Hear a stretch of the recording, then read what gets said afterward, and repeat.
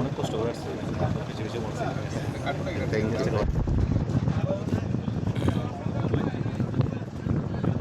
দেখুন, Saint Martin আমাদের একটা ভালোবাসার জায়গা বা একটা অস্তিত্বের জায়গা এবং বাংলাদেশের একটা ঐতিহ্য এবং একটাই সেন্ট মার্টিন।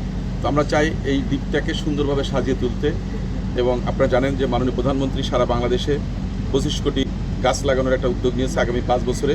প্রতি বছর আমরা 5 কোটির উপরে গাছ লাগাতে হবে যাতে আমরা এই টার্গেটটা ফুলফিল করতে পারি। তো আজকে এখানে আমরা একটা ফলজ বৃক্ষ লাগালাম, আমাদের নারকেল গাছ, যেটা অত্যন্ত বড় একটা অর্থকরী ফসল আমাদের জন্য। আমরা বরিশালেও কিন্তু এই ধরনের গাছ লাগিয়েছি।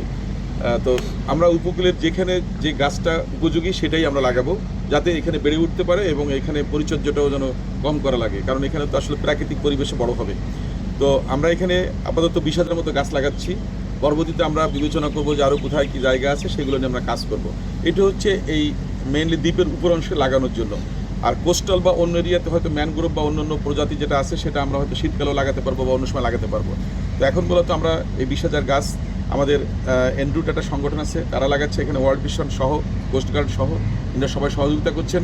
আমরা আশা করব সবার সহযোগিতায় সুন্দরভাবে এই বৃক্ষরোপণটা করতে পারবো এবং এই দ্বীপে যারা বসবাস করছে তাদের দায়িত্ব হচ্ছে এগুলোকে দেখভাল করা যেন এই গাছগুলো বেড়ে উঠতে পারে, কারণ আমাদের পরিবেশের জন্য এই গাছগুলো অত্যন্ত জরুরি। কারণ একদিকে দ্বীপের জীববৈচিত্র্য রক্ষা করা যেমন দরকার, ঠিক তেমনি মানুষের স্বাস্থ্য সেবা সহ অন্যান্য যে ব্যাপার আছে সেটাও জড়িত আছে। এখানে ফলজ, ঔষধি, বনজ সব ধরনের গাছই আমরা এখানে রোপণ করব এই মাটির সঙ্গে সামঞ্জস্য রেখে।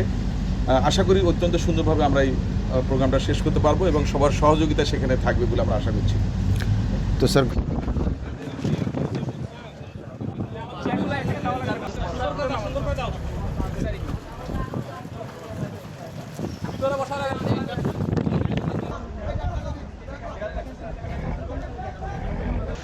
আমি তো আসলে আমি আমার মতো আছি, কি করবেন, কীভাবে